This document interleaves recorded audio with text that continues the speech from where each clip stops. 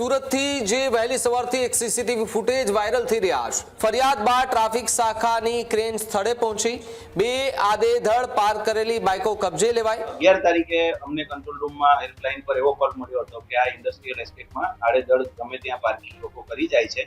એવો કોલર એક ફરિયાદ આપી હતી, જેના આધારે અમારી ટ્રાફિક શાખા રીજન 2 ની એક ટ્રેન ત્યાં મોકલવામાં આવી હતી, જેના કારણે ટ્રેનના કર્મચારીઓએ ત્યાંથી બે બાઇકો ત્યાંથી ઉપાડી હતી।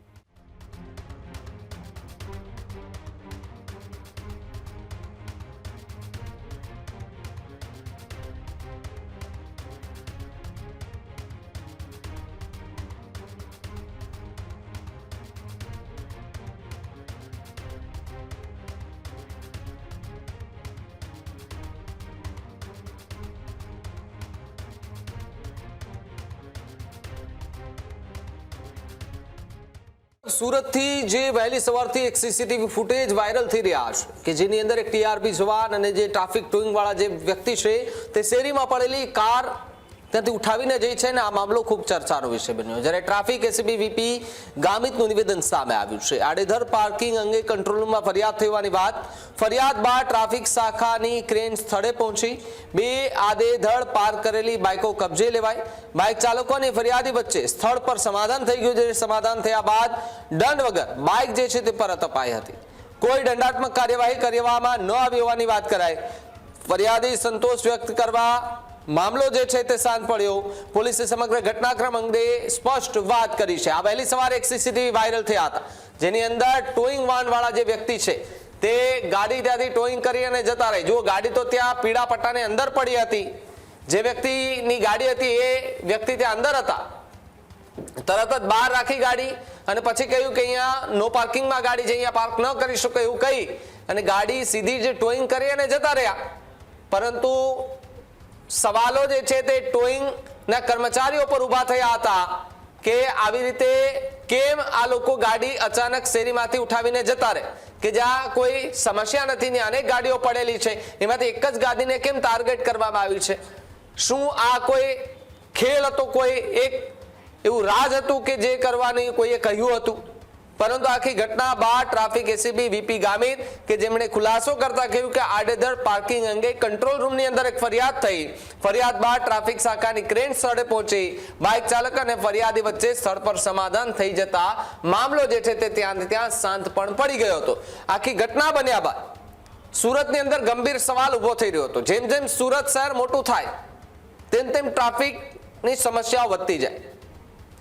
ભારતની અંદર આમ તો સૌથી ઝડપી જો સરકારી કોઈ કામ હોય, ભારતની અંદર જો સૌથી સરકારી ઝડપી કોઈ કામ હોય આમ તો એ છે બાઇક ટોઈંગ વાળાનું।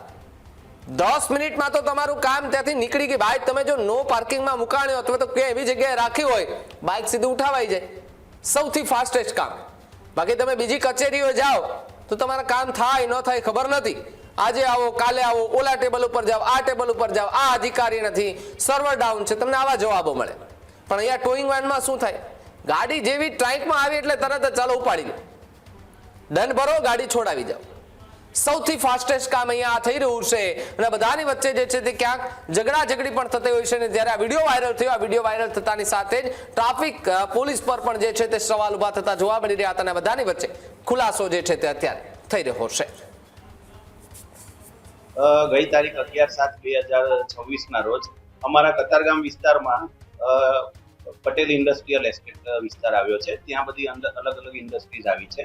તો ત્યાં જે કારખાના ધરાવે છે જે લોકો, એ લોકો પોતાની બાઇક ગલીમાં અલગ અલગ જગ્યાએ પાર્કિંગ કરતા હોય છે। 11 તારીખે અમને કંટ્રોલ રૂમમાં હેલ્પલાઇન પર એવો કોલ મળ્યો હતો કે આ ઇન્ડસ્ટ્રીયલ એસ્ટેટમાં આડેધડ ગમે ત્યાં પાર્કિંગ લોકો કરી જાય છે। એવો કોલર એક ફરિયાદ આપી હતી, જેના આધારે અમારી ટ્રાફિક શાખા રીજન 2 ની એક ટ્રેન ત્યાં મોકલવામાં આવી હતી। ટ્રેન જ્યારે ત્યાં પહોંચી ત્યારે જે ફરિયાદી હતા એ ત્યાં હાજર હતા। એમણે બતાવી હતી કે આ ઇન્ડસ્ટ્રીયલ એસ્ટેટ આગળ જે બાઇકો પાર્ક કરવામાં આવી છે અમારી નથી ને અમારી બાઇકો મૂકવામાં તકલીફ પડે છે, જેના કારણે ટ્રેનના કર્મચારીઓએ ત્યાંથી બે બાઇકો ત્યાંથી ઉપાડી હતી। પરંતુ પછી એ બાઇક વાળા આવી જતા અને જે ફરિયાદી હતા એમના વચ્ચે સમાધાન થઈ જતા પાર્કિંગ બાબતે જે સામાન્ય ઝઘડો હતો એના કારણે બાઇક એમને પરત પાછી સોંપી દેવામાં આવી છે। બીજી કોઈ દંડાત્મક કે એવી કોઈ કાર્યવાહી કરવામાં આવી નથી અને કોલરને સંતોષ થતા ત્યાંથી ક્રેનવાળા જતા રહ્યા છે. ખેડૂત ભાઈઓ છે ખેતરમાં ડ્રોન ઉડાવતા હોય છે ત્યારે આપણે એક પ્રશ્ન સતાવતો હોય છે કે જે આપણે અત્યાર સુધી જીપીએસ ટેકનોલોજીવાળા ડ્રોન વાપર્યા છે, જેથી કરીને મોબાઈલ ટાવર છે અથવા તો હાઈ ટેન્શન લાઇન પસાર થતી હોય, કોઈ વૃક્ષો હોય, ત્યારે જે જીપીએસ ટેકનોલોજીવાળા ડ્રોન છે એમાં ટકરાય અને ટ્રેસ થાય છે. પણ એગ્રીઓન લાવ્યું છે GNSS ટેકનોલોજી ડ્રોન, જેથી કરીને એ ડ્રોન છે એ કોઈ જગ્યાએ ટકરાય નહીં, પોતાની રીતે જ ડિસિઝન લે છે અને મૂવ થઈ જાય છે, જેથી કરીને GNSS ટેકનોલોજી ડ્રોન છે એ વાપરવાનો આગ્રહ રાખો. અત્યારે જ ન્યૂઝરૂમ ગુજરાતની યુટ્યુબ ચેનલને સબસ્ક્રાઇબ કરો અને ઇન્સ્ટાગ્રામ અને ફેસબુક પર ફોલો કરો. અપડેટ રહો, સત્યની સાથે રહો.